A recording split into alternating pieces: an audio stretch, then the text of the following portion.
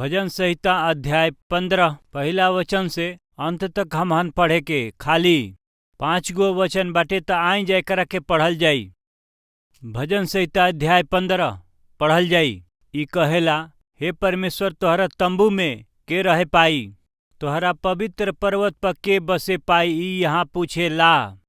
ऊ जे खराई से चलेला और धर्म के काम करेला, जे हृदय से सच बोलेला, खाली उहे जे अपना जीभ से निंदा ना करेला और न अपना मित्र के ऊ बुराई करेला और न अपना पड़ोसी के निंदा ऊ सुनेलन। ऊ जेकरा दृष्टि में निकम्मा मनुष्य तुच्छ बाड़े और जे यहोवा के डरवैयन के आदर करेला, जे शपथ खा के बदलेला नाही, चाहे उनके हानि उठावे के पड़े, जे अपन रुपया ब्याज पे ना देला और निर्दोष के हानि करे खातिर ऊ घूस के ना लेबेला।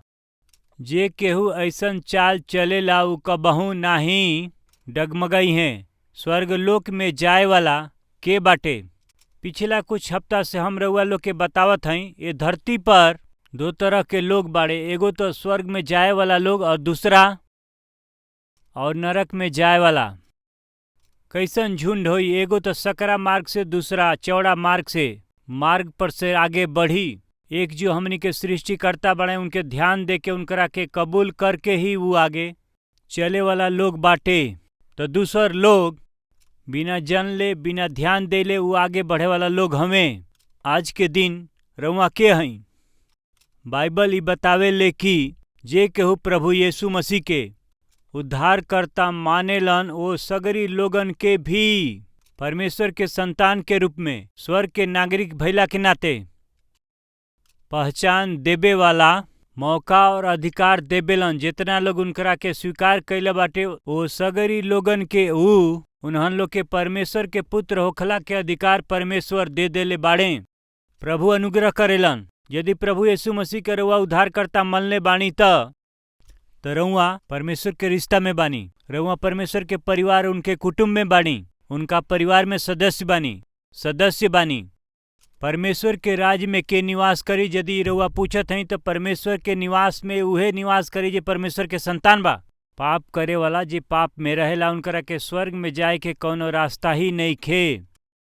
नीतिमान नहीं खे, धर्मी नहीं खे। फिर भी बाइबिल बतावे ले कि धर्मी नईखन, बाकी यीशु मसीह जौन अपन लहू बहौले बना, त्याग कैले बना, ओकरा के देख के अपना बहुमूल्य लहू से ऊ हमनी के सगरी पाप के धो दिहलन और ओकरा खातिर के हमनी के शुद्ध करे खातिर के और हमनी के धर्मी व्यक्ति बनावे खातिर के यीशु मसीह के संसार में भेजल गई। ये वास्तविकता और सच्चाई पर जे विश्वास करेला, प्रभु के कृपा से उनकर उद्धार होखेला। उनकर नाम जीवन के किताब में लिखल जाला और मेहरबानी से ध्यान दे, गांव में भी वोटर लिस्ट होखेला। एकर मतलब रुआ के मालूम बाटे, जनगणना में उन्हन लोग के नाम होखेला। ए गांव में ओ गांव में इतना लोग रहेलन। वैसे ही स्वर्गलोक में जाए वाला के लोग बाटे, उनकर एगो सूची बाटे।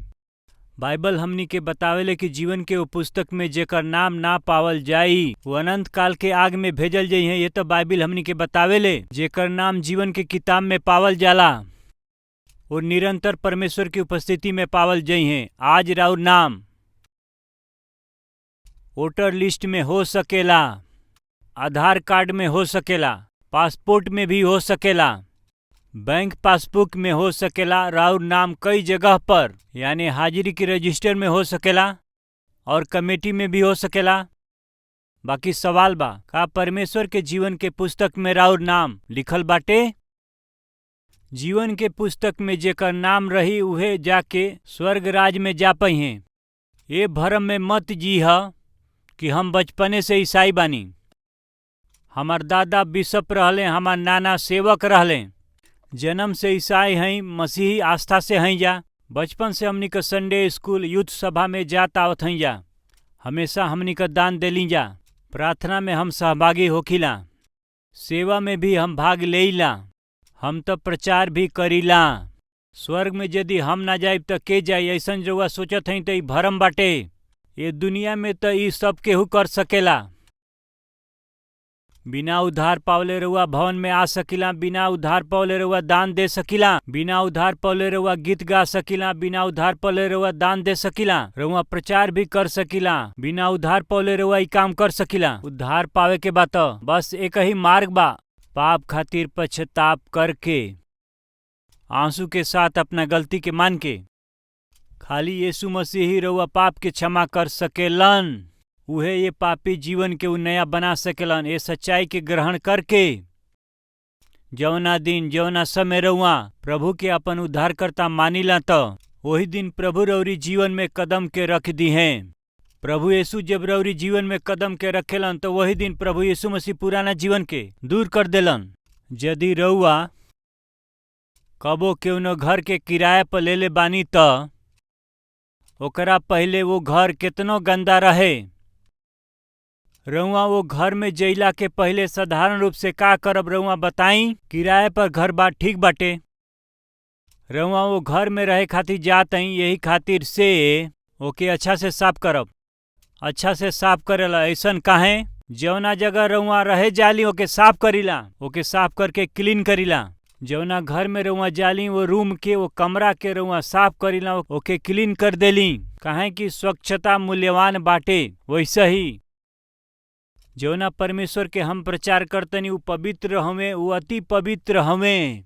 यदि उ रउरी दिल में रहे के बाद रउरी दिल में वास करे के बाटे त जब रउआ फैसला करीला, जब उनके स्वीकार करीला, तब उ का करलन? रउरी जीवन में आके सब कुछ के साफ कर देबेलन। निरंतर रउआ में रहल चाहेलन, उ निरंतर वास करेलन, यही से रउआ में सब कुछ के साफ कर देलन। राउरी शुद्धिकरण भइल बा का? परमेश्वर रउआ के साफ कर देले बाड़े का? रउरी जीवन के परमेश्वर साफ कैले बाणे का? उ ना साफ करिए तो रउरी जीवन में निवास ना करिए। ये इतना सरल बा। रउरी जीवन में अब भी पापी काम होत बाटे, तब नीच वाली हरकत अबहीं भी होत बाटे, तब कैल काम के रउआ बार बार करतनी। यदि रउआ वही गंदगी में रहत हई त जहवा के तहवे यदि बानी त पहले के गंदगी, अब के गंदगी, पिछला साल के गंदगी अगर वैसे बा तो इंसान नहीं खी। घर में यदि हर जगह जाली लागल बा, हर जगह पर गंदगी फैलल बा, यदि घर में कीड़ा मकोड़ा रहेलन तो वो घर में केहू जिंदा व्यक्ति नहीं खे। पिछला समय में एगो व्यक्ति वो बड़ा धनी रहले, वो बड़ा महल बनौले। वो आदमी बहुत बड़ महल बनौले, आसपास गार्डन बनौले और आसपास शानदार दीवार बनौले। जब केहू आदमी वहां से जाओ तो ओकरा के देखला के वो इच्छा करत रहे। इतना बड़ जमींदार, इतना बड़ धनी आदमी मरत मरत इच्छा पत्र लिखले, हमरा मरला के बाद ही भवन के मिली? मृत्यु पत्र में लिख के रख दिले। मरला के बाद में इतना बड़ भवन, इतना बड़ बिल्डिंग केकरा के मिली? एकरा के जाने खातिर गांव के लोगन में बहुत ही बड़ जिज्ञासा रहल, बहुत बड़ आशा रहल। ये अद्भुत भवन बाटे, इतना बड़ा भवन बाटे, मरला के बाद में ई केकरा के मिली? जब वो लोग पूछेले तो ये इच्छा पत्र में केकर नाम लिखल गईल बाटे? हमरा ई महल के, हमरा सगरी संपत्ति के हम शैतान के सौंपत हई और हम मरत हई। शैतान ही धन के बारिश हवे, हमरा धन के मालिक बा। हम ई सब कुछ शैतान के देत हई। ये सब कुछ लिख के मर गईले। रउआ के मजाक लागता, रउआ समझी, यही से बताओ तनी। जौना पल अपन धन संपत्ति शैतान के नाम पर उ लिख दिहलस, वही समय में तब का भइल पता बा? घर में आदमी रहे के कोनो अवसर ना रहे, केहू ना रहे, पौधा के पानी देवे वाला ना रहे, वहां झाड़ी उग गईल रहे। इतना अद्भुत गार्डन अब तो जंगल जैसे हो गईल बा। पहले जीवन महल जगमगात रहे, वो महल थोड़ा अंधकार और अंधकार में हो गई। अच्छा रीति से कबूतर और पक्षी भी, और वहाँ अब गिद्ध रहे लगलन स। धीरे धीरे ये महल में जंगली पौधा और झाड़ी भी उगे लागल। ई बंगला आगे जाके का भइल रउआ के मालूम बा? भूत बंगला बन गई। भूत बंगला, भूत रहे वाला स्थान जहाँ आदमी ना रहेला। बाहर से केहू जाता तो वो बंगला के देख के यह कही कि ये कितना अद्भुत रहे, ये कितना सुंदर रहे। बाकी अब कैसे हो गईल बा?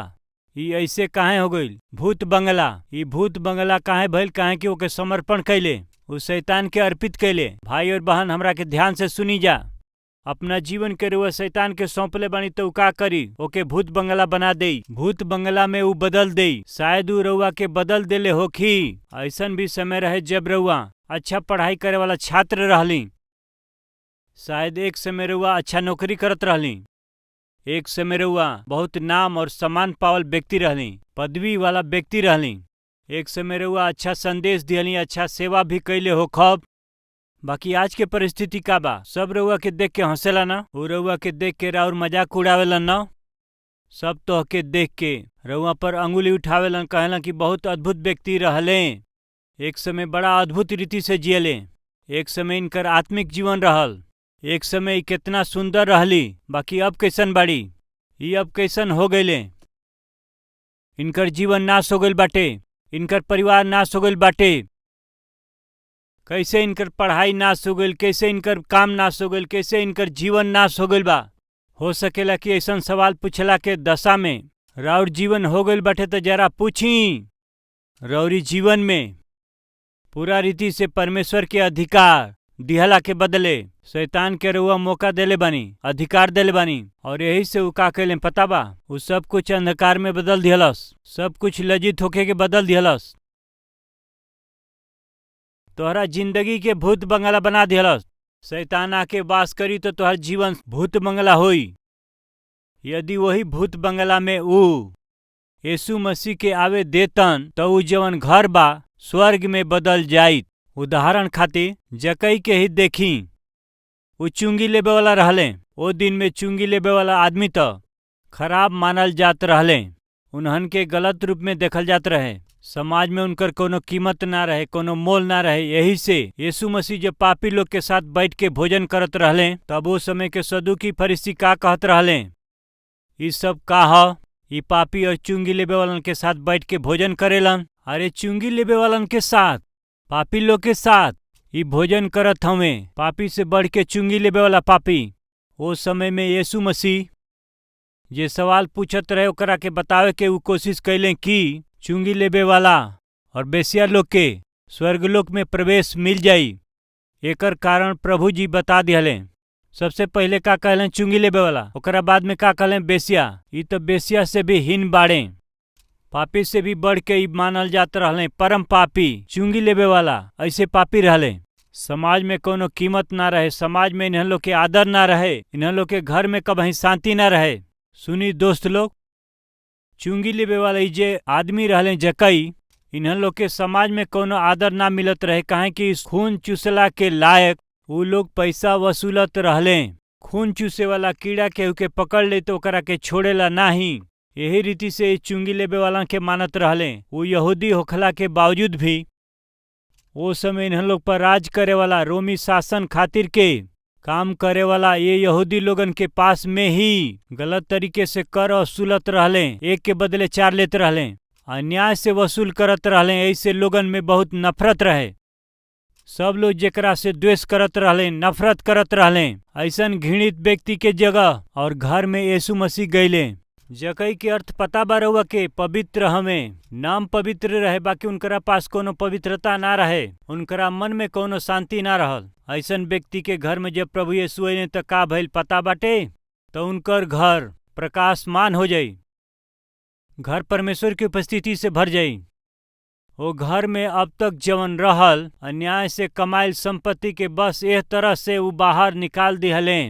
यीशु मसीह जैसे उनकरा घर में कदम रखले तो जकई का कहले, हे प्रभु जी, अन्याय से जवन पैसा हम कमैले बानी ओकर 4 गुना हम देब, वो हमरा के ना चाही। अन्याय से कमाइल पैसा हमरा के ना चाही, अवैध रूप से कमाइल पैसा हमके ना चाही, ई पापी जीवन हमके ना चाही। यीशु मसीह जब उनकरा घर में पैर रखलन तो जो उनकरा घर में चलत रहे या उनकरा घर में जवन उनका राज चलत रहे उ का भइल कि धन के अपेक्षा कईल ऐसन जीवन के उ छोड़ दिहले, अपना पाप में जीवन के जकई तुरंत छोड़ दिहले। यीशु जी कहले, इहो अब्राहम के बेटा हमें। ऐसन गवाही उनके मिल गई। जानत हैं जब यीशु मसीह केहू के जीवन में आवेलन तब का होला, उनकरा जीवन में जवन अंधकार पावल जात रहे वो अंधकार के काम चल जात बाटे, वो चल जाला। यही से हम रउआ से पूछत हैं कि यदि यीशु मसीह रउरी जीवन में कदम ना रखें तो रउआ ज्योति से भरल जीवन ना बिता सकेला। बिना दिया जरौले अंधकार कबो ना भाग सकेला, ई कबो ना हो सकेला। जब रउआ दिया जराए तो रउरी जीवन के अंधकार भी दूर हो जाई। रउआ यीशु के बुला के अपना जीवन में ज्योति के जराई। अब तक हमार भाई और बहन का सुनत हई, अब तक यदि शैतान के अवसर देले बानी, वो रउरी जीवन के अंधकार बना के रखले बा। अंधकार के काम से रउर जिंदगी भर दिलस। वो दुष्ट शैतान रउरी जीवन में सब अंधकार के काम के और गलत काम के रउरी जीवन में भर ले बा। यदि रउआ कौनो समय में देखी, कौनो समय में जरा जांच के देखी, हमेशा गलत काम होखेला। ऐसन गलत काम होत रहेला। कारण पता बा, काहे कि रउआ अपना घर के शैतान के समर्पण करके रखले बानी। वो अपना जीवन के भूत बंगला होके के दे देले रहले। वैसन आदमी भइला के बाद उनकरा से प्रेम कैले। यदि रउआ ऐसन बानी, धार्मिकता के प्रकाश यीशु मसीह के रउरी जीवन में आवे देब, तो रउआ के प्रकाश मान करिए। वो धर्मी जन के रूप में रउआ के बदल दिए। चाहे रउआ कितनो पापी हो कि फिर भी परमेश्वर जेकर हम प्रचार करीला और जिंदगी बदली है। ऐसन काहे? प्रभु यीशु के व्यक्तिगत उद्धारकर्ता बना के रउआ आज ही, यदि रउआ अपना जिंदगी के ना बदलब त, यदि विश्वास नहीं करत तो और उद्धारक हमें, तो परमेश्वर के बेटा और बेटी बनला के ई बड़ा अवसर ना होखी। ई ना होई। अपना जीवन में प्रभु यीशु मसीह के व्यक्तिगत उद्धारकर्ता स्वीकार करके ऐसन दिन और ऐसन संदर्भ होखे के चाही। प्रभु हमारा जीवन में कदम रखला के बाद में हमके पता बा कि हमार जीवन पवित्र कइल बा, हमारा जीवन के ठीक कइल बा, हमारा जीवन के नया बनावल गइल बा। एकर मतलब ई भइल कि नया बनावल जीवन, नया बनल जीवन बदलल बा। का रउआ ई कैली? यदि रउआ ऐसन कैली तो राउर नाम जीवन के किताब में बा। यीशु मसीह के जब स्वीकार करीला त अगला ही पल में जीवन के किताब में राउर नाम लिखल जाला। जब रउआ मन के बदलाव के प्राप्त करब, एकर मतलब प्रभु यीशु मसीह रउरी जीवन में कदम रखी हैं तो बहुत बदलाव देख सकीला। उदाहरण खातिर, प्रभु जकई के घर में कदम रखले और जकई में बदलाव देखले। पाप के प्रति ऊ त घृणा करे लगले। अन्याय से जवन पैसा ऊ कमैले रहले, ऊ गलत महसूस करत हमें। ना चाही प्रभु, ई पापी संपत्ति हमके ना चाही। मतलब का हो? ओकरा से घृणा करे लगलन जवना से ऊ प्रेम करत रहले, जेकरा खातिर ऊ मेहनत कैल करस, जेकरा खातिर ऊ कष्ट उठौले, जेकरा खातिर बड़ा भाग दौड़ कैले।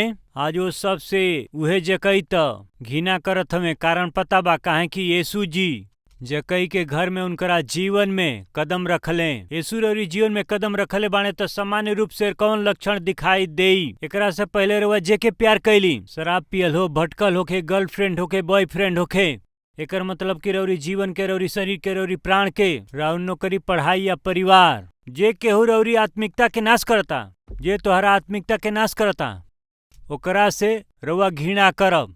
कब पता बा? यीशु रउरी जीवन में कदम रखला के बाद। ये लक्षण जरूर तोहरा में दिखाई देई। परमेश्वर के दास यूहन्ना कहलन कि मन के बदलाव के योग्य तोहन लोग फल लेके आवा जा। मतलब मन बदलल बा त रउआ काम में दिखाई, पीठ पीछे नहीं। का राउर उद्धार भइल बाटे? का रउआ में बदलाव आइल बा? हम प्रभु के उद्धारकर्ता स्वीकार कैले बानी, हम परमेश्वर के संतान हई, हम सीधा स्वर्ग में जाइब, ऐसे बोल के रउआ मत फिरी, काम में रउआ दिखाई। यही के बारे में यूहन्ना यहाँ कहत हमें। आई जाए करा के देखल जाई मत्ती अध्याय 3 में, मत्ती अध्याय 3 वचन 10 में। चली जा थोड़ा पीछे जाके वचन 7 से पढ़ल जा। जब वो बहुत से सदुकी और फरीसी लोगन के बपतिस्मा लेबे खातिर के अपना पास आवत देखले तो कहले कि हे सांप के बच्चा, तोहन लोग के ई के बता दिहल कि आवे वाला क्रोध से भागा जा। आ जालन बहुत से लोग बपतिस्मा खातिर, ऐसे बहुत से लोग आ जालें। ए विषय में बहुत से लोग आ जालें बपतिस्मा लेबे खातिर। बपतिस्मा दे दें, बपतिस्मा दे दें, उ लोग कहेला। विजिटिंग आवर्स में हमसे मुलाकात करत समय बहुत से लोग पूछेला कि बपतिस्मा कब देबा भैया? हर रविवार के रउआ देइला त का रउआ जरा जल्दी ना दे सकीला? तोहरा बेटा के इतना का जल्दी बा? अपना पाप खातिर पश्चाताप करे के बा, यीशु के उद्धारकर्ता ग्रहण करे के बा, यही से उनके बपतिस्मा चाही। ना ना ऐसा नहीं तो फिर का? उनके जल्दी से शादी करे के बा।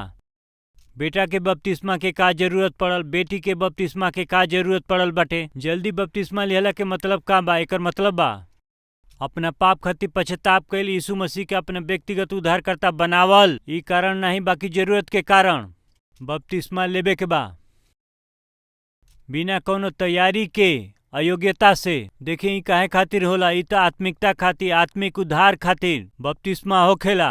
बाकी ये भीड़ में के रहे, सदुकी और फरीसी, उन्हन लोग के उ देखले, तब उ देख के कहे लगले हमके बपतिस्मा द, हमके डुबा द। जब वो ऐसे कहत रहले तो कहले सांप के बच्चा।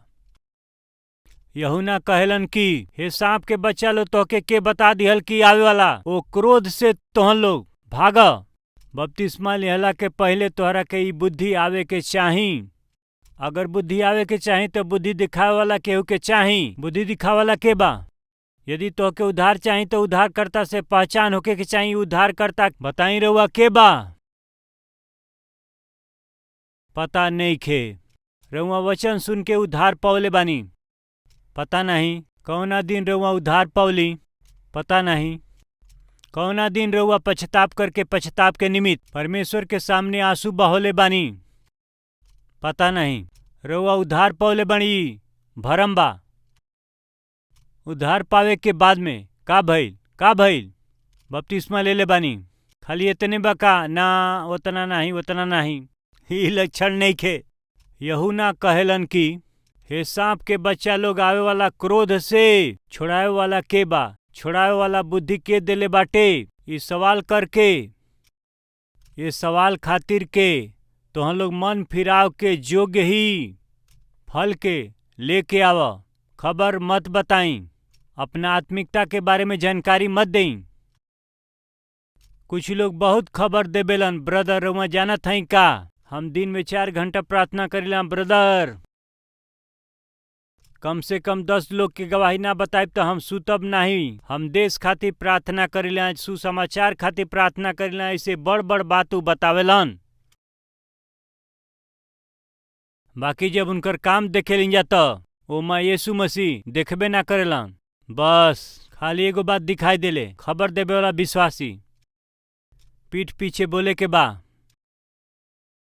यदि वो आदमी के बारे में रउआ नहीं जानत, करा बारे में सुनीला कि वो कितना अच्छा बोलेला या वो कितना अच्छा बोलेली, वही व्यक्ति के रउआ नजदीक से देखी तो का वही आदमी हमें जवन बात करत रहले हाँ, या ये बहुत अच्छा बात करत रहली। उनकरा काम में, उनकरा खबर में कोनो समानता नहीं खे। वो आत्मिकता नहीं खे, खाली एक्टिंग बाटे। ई जे नाटक करे वाला बा वो समय में वो चरित्र के धारण करेलन। डॉक्टर के एक्टिंग करे के बाद उनकर भूमिका लेलन, कलेक्टर के भूमिका तो उनकर करेक्टर का वास्तव में कलेक्टर हवा का, यानी जौन सीन के डिमांड होई, जौन सीन डिमांड करता। ऐसे बहुत नाटक करे वाला लोग तैयार भइल बाड़े। ऐसन काहे बा? काहे कि परिस्थिति डिमांड करता। हाँ ऐसने रहे के चाही। भवन में जाए के बाद सिर ढके के बा और स्तुति स्तुति स्तुति स्तुति स्तुति करे के बा। भवन में जाए के बाद बहुत नम्रता दिखाई देवे के चाही। इस तरह के व्यवहार होखेला। बाकी बाहर अइला के बाद, बाहर आवते ई नाटक नरक में लेके जाला। यही खातिर से यूहन्ना ई कहेलन बपतिस्मा बपतिस्मा बोल के मत आओ, पहले कर दिखावे वाला हो जा। ये बदलाव के अपना काम में तू दिखाव। मन फिराव के योग्य तोहन लोग फल दिखावा जा। पश्चाताप के फल कहवा बाटे? जवन बीज बोवल गईल बाटे, यदि ओकरा में जीवन बाटे त वो बीज का करेला, एगो अंकुर बन के आवेला। तब ही पता चलेला कि तोहर बोवल गईल बीज मरल बा या जिंदा बा। यदि अंकुर के रूप में बाहर आयल बा तो फलवंत भइल बा, ना उगल तो ओकर मतलब मर गईल। सचमुच उ बोवल गईल बा तो फिर उ बाहर आई। आत्मिकता ऐसने बाटे। मसीह रउआ में उत्पन्न भइल बाने तो रउआ में का पैदा होई? प्रेम होई, आनंद, मेल मिलाप, पूरा शांति, दया, अच्छाई, विश्वास और धीरज, संयम दिखाई देई। ये सब अंकुर रउआ में दिखाई देई। यदि रउआ में ये सब कुछ नइखे दिखाई दे, आत्मिक बानी रउआ कहत हैं कि त का होई? रउआ सीधे नरक में जाई। सावधान! ये वास्तविकता और सच्चाई के रउआ न भूली। उद्धार भइल तो खाली बोलला में नहीं, ओके काम में दिखाई। वास्तविकता में यदि सच्चाई में रउआ उद्धार पौले बानी त काम में ओकरा के दिखाई। यदि रउआ उद्धार नहीं की पवले तब तो ई काम रउआ में ना दिखाई। जांची आई जा हमनी का प्रार्थना करी जा।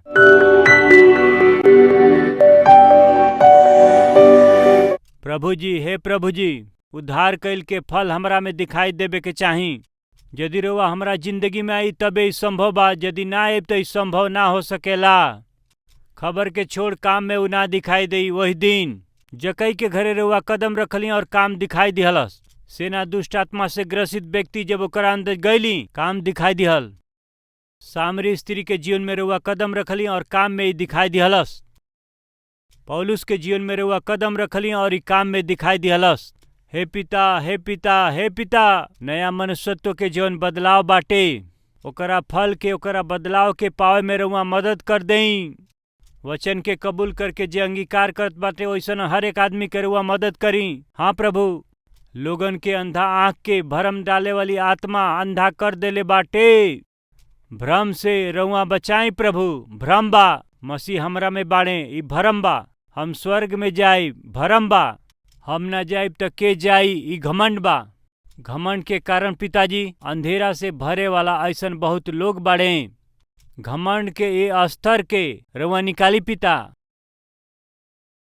नम्रता के गुण दे के प्रायश्चित करे वाला उनके मन, उद्धार के अनुभव रउआ दे के, उद्धार के काम के भी और फल के अपना काम में दिखावे के रउआ कृपा करी। यीशु मसीह के नाम से ही प्रार्थना के मांगत हैं पिताजी, आमीन।